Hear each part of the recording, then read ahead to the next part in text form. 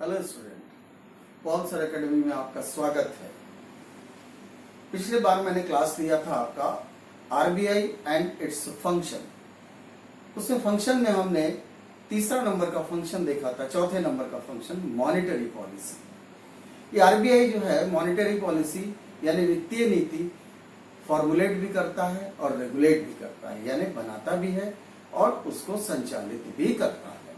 तो आज हम लोग वित्तीय नीति के बारे में जानेंगे, मॉनेटरी पॉलिसी के बारे में जानेंगे। तो मॉनेटरी पॉलिसी का मेन ऑब्जेक्ट क्या है, गोल क्या है, ये देखिए। इसका ऑब्जेक्ट है कि प्राइस स्टेबिलिटी और ग्रोथ ऑफ द कंट्री, मतलब जो कीमतें हैं, इन्फ्लेशन रेट है यानी महंगाई जो है उसको मेंटेन रखना, ज्यादा बढ़ने नहीं देना और साथ ही साथ देश का विकास भी करना, है ना।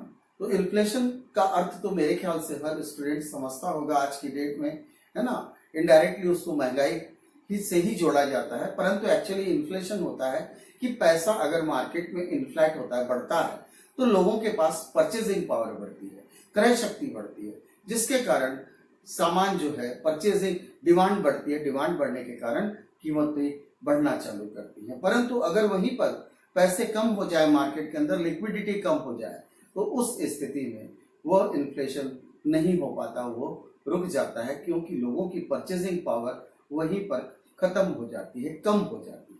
तो ये रहता है कि इन्फ्लेशन नाम इसीलिए दिया गया है महंगाई को। तो महंगाई को इन्फ्लेशन से हम इंग्लिश में बोल लेते हैं, है ना। और इसका गवर्नमेंट जो है वो आरबीआई को बोलती है कि वो इसका जो रेट है वो सेट करे कि मिनिमम कितना होगा, मैक्सिमम कितना होगा।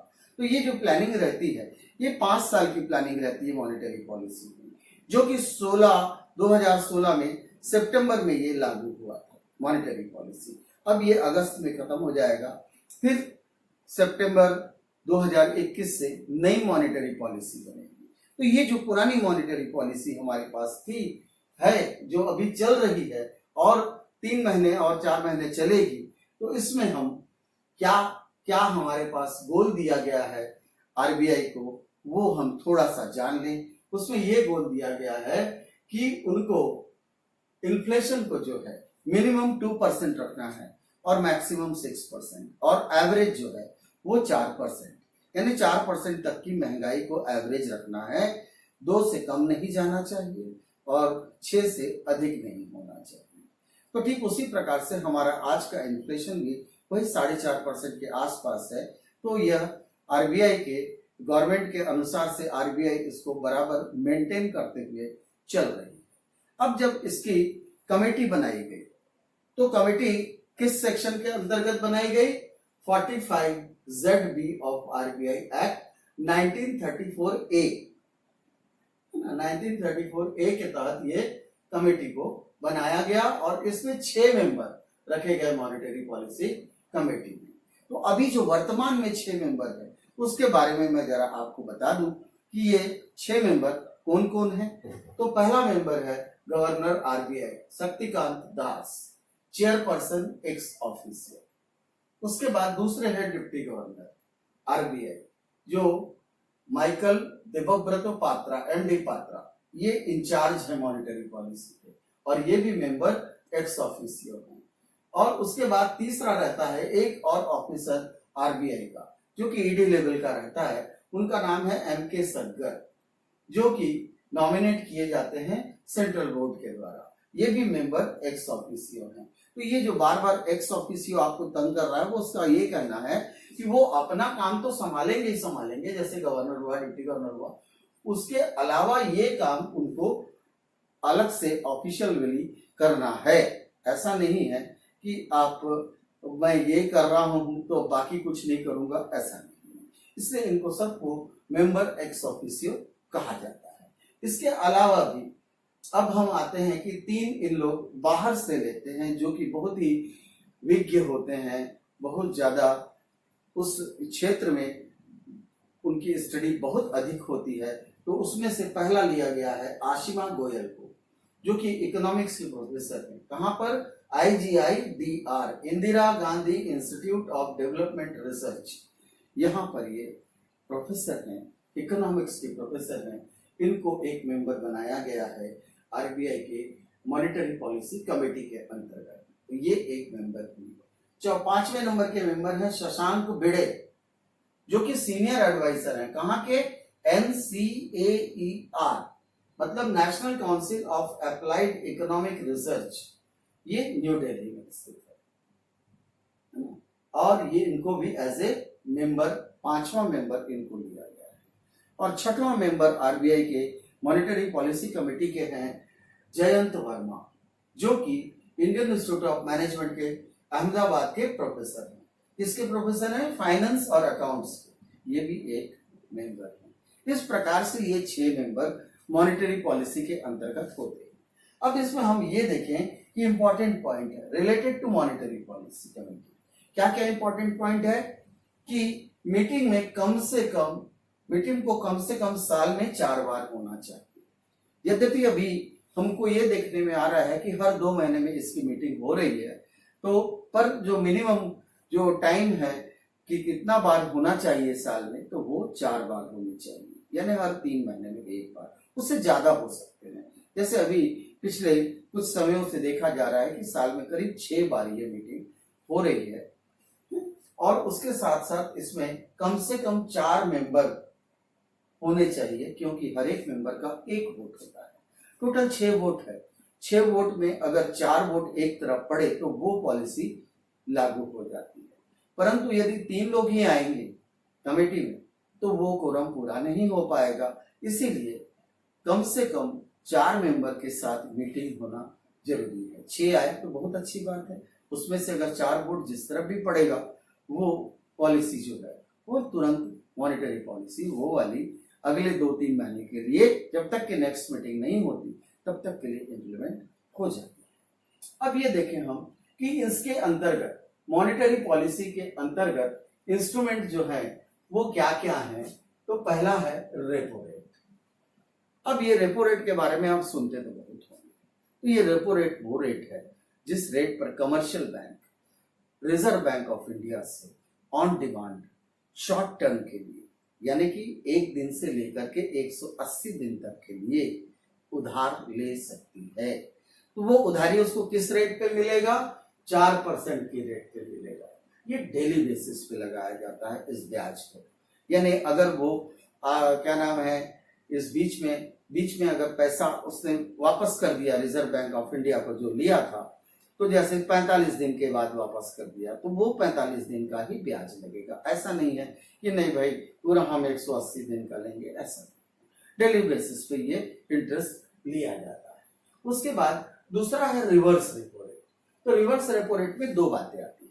पहला है कि रिजर्व बैंक ऑफ इंडिया जब कमर्शियल बैंकों से लोन लेती है या फिर कमर्शियल बैंक के पास पैसा ज्यादा हो गया, फॉर एग्जाम्पल जो कमर्शियल बैंक चलती हैं वो पिछले साल में जो ग्रोथ हुआ है लोन का, उसी ग्रोथ से वो अगले साल का प्रोजेक्ट तैयार करती है कि इस साल में इतना डिपॉजिट आएगा और इसका हम सीआरआर और एसएलआर मेंटेन करने के बाद हम मार्केट में लेंड करेंगे, उधारी देंगे। परंतु अचानक से मान लीजिए कि उसके पास किसी महीने में 1000 करोड़ ज्यादा डिपॉजिट आ गया, तो उसका जो सीआरआर और एसएलआर मेंटेन करने के बाद करीब 78% बचता है, उसको वो तुरंत कैसे पार्क करेगा। तो उसके लिए थोड़ी प्लानिंग चाहिए रहती है। तो जितने दिन में वो प्लानिंग वगैरह तैयार करेगा तब तक के उसका इंटरेस्ट लॉस होता रहेगा। तो वह तुरंत क्या करता है कि रिजर्व बैंक ऑफ इंडिया में उस पैसे को, एक्स्ट्रा पैसे को पार्क कर देता है, रख देता है, डिपॉजिट कर देता है कि एटलीस्ट 3.35% ब्याज तो मिलता रहेगा आरबीआई से। फिर जैसे ही हमारी प्लानिंग आ जाएगी हम उस पैसे को निकाल करके फिर उधार देना चालू कर देंगे। तो ये भी 1 डे से लेकर के 180 डेज तक के लिए पैसा पार्क किया जा सकता है। या फिर रिजर्व बैंक अगर उधार लेती है, कमर्शियल बैंकों को बोलती है कि जरूरत है, अगर आपके पास एक्स्ट्रा है तो दे दो, तो उस स्थिति में भी यह रिवर्स रेपो रेट का इंटरेस्ट दिया जाता है और ये 1 डे से लेकर के 180 डेज तक के चलता है।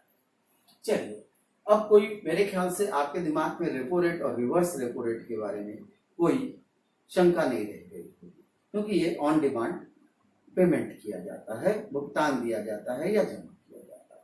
फिर तीसरा आता है बैंक रेट। तो बैंक रेट जो है उसमें जो उधार देती है रिजर्व बैंक ऑफ इंडिया, वो थोड़ा सा ज्यादा रेट लेती है, 4.25%, क्योंकि ये थोड़ा सा उससे ज्यादा लॉन्ग टर्म का रहता है ना, क्योंकि ये रहता है 7 दिन से लेकर के 1 साल तक के लिए, ये थोड़ा सा लॉन्ग पीरियड हो गया। और ये बैंक रेट किस बेसिस पे मिलता है? पहला तो रहता है कि रीडिस्काउंट बिल, यानी वो बाई करते हैं अगर रीडिस्काउंट बिल और या फिर कमर्शियल पेपर।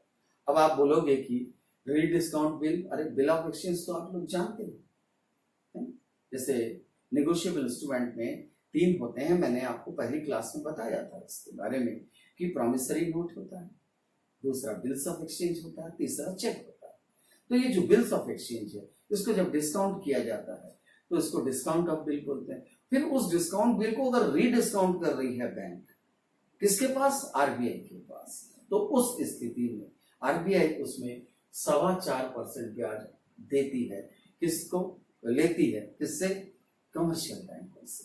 तो ये बैंक रेट हुआ। और दूसरा कमर्शियल पेपर के बारे में बता दूं आपको कि ये जो कमर्शियल पेपर है, ये कमर्शियल पेपर बड़े बड़े कॉरपोरेट लोग जिनकी क्रेडिट रेटिंग बहुत ज्यादा अच्छी होती है वो कमर्शियल पेपर इशू करते हैं। तो कमर्शियल पेपर जो रहता है वो 5 लाख या उसके मल्टीपल में इशू किया जाता है। इसके बारे में भी मैंने आपको पिछली क्लास में बताया है, फिर भी मैं रिपीट कर रहा हूं कि ये 5 लाख या उससे उसके मल्टीपल में इसको इशू किया जाता है, इसको कमर्शियल पेपर को। तो ये भी 7 दिन से लेकर के 365 दिन यानी कि 101 साल के लिए वैलिड होता है। तो ये थोड़ा सा लॉन्ग टर्म होने के कारण ये 4.25% का आरबीआई इसके ऊपर लोन देती है। तो ये भी आपको अच्छे से समझ में आ गया होगा। फिर चौथा है एमएसएफ, मार्जिनल स्टैंडिंग फैसिलिटी।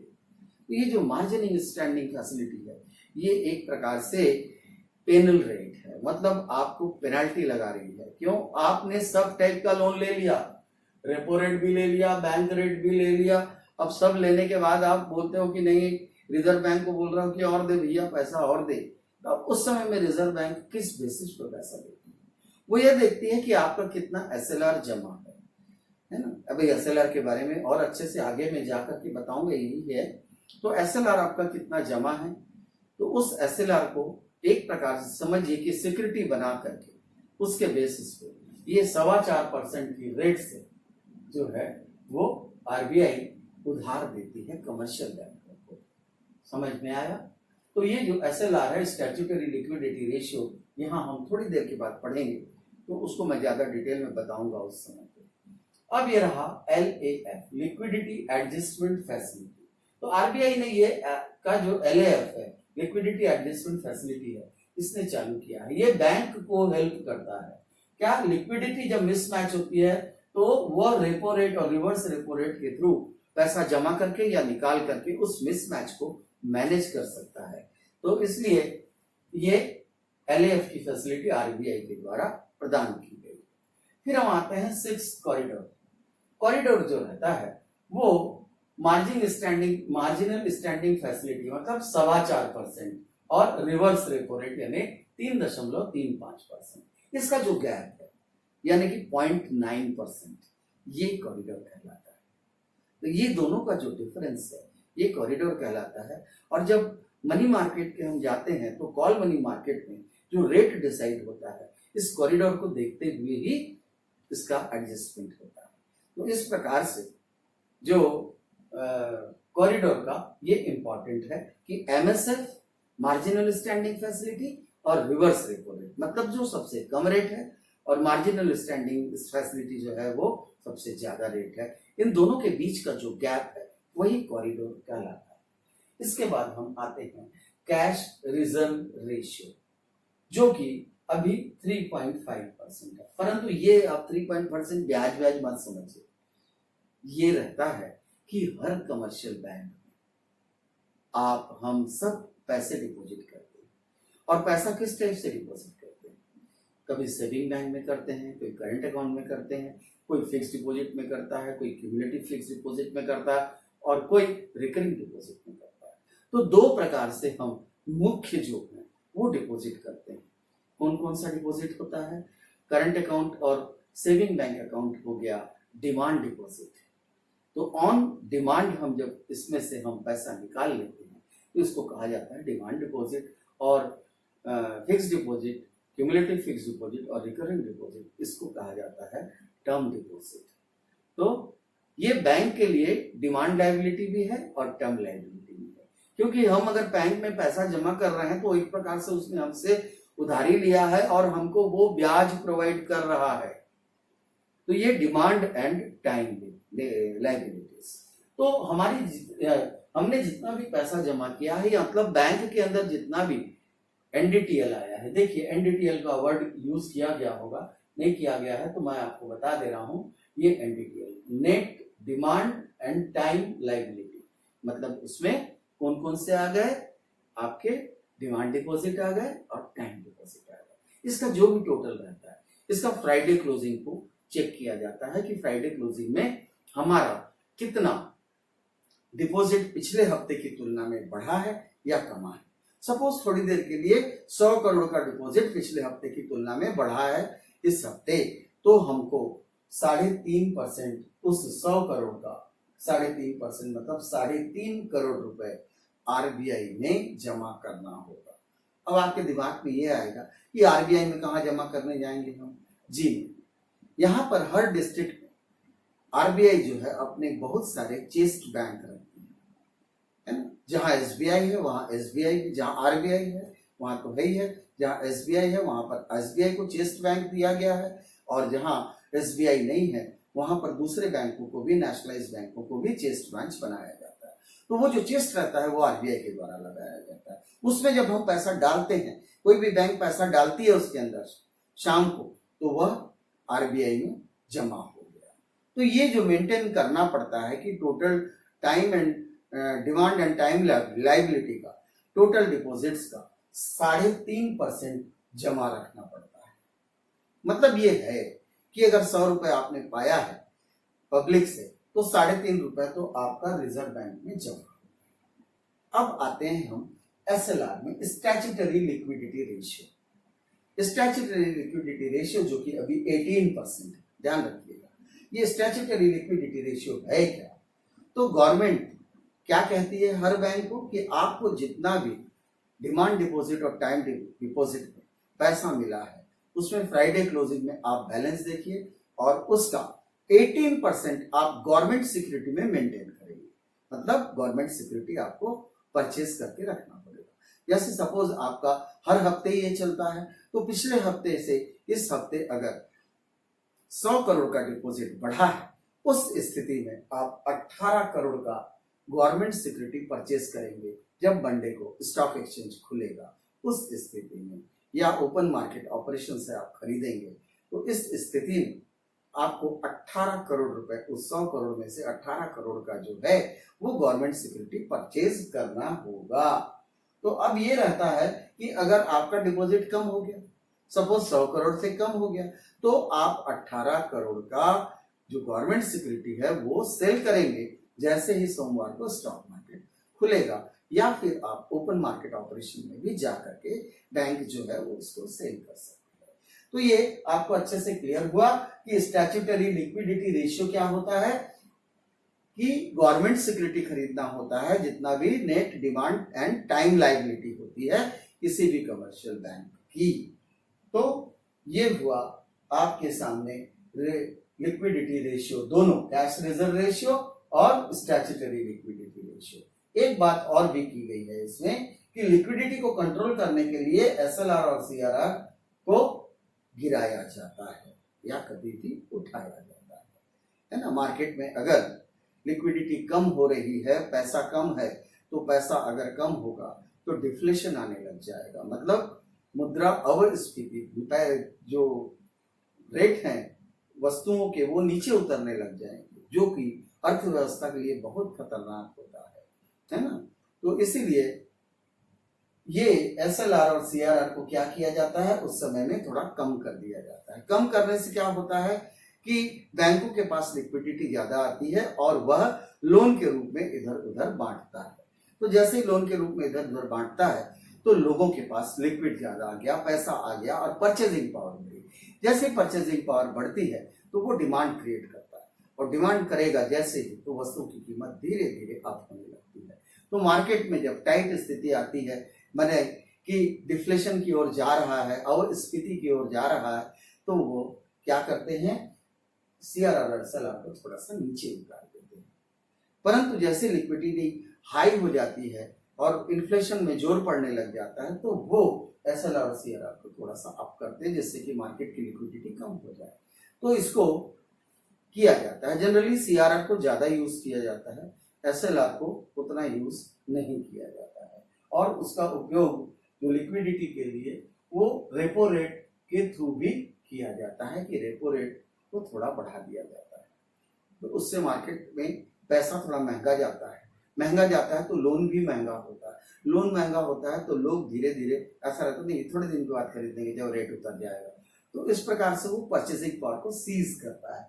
तो इस प्रकार से ये इन सब चीजों को मेंटेन करना, repo rate, reverse repo rate, bank rate, NSF और आपका cash reserve ratio, statutory liquidity ratio, ये मॉनेटरी पॉलिसी के मेन इंस्ट्रूमेंट्स है।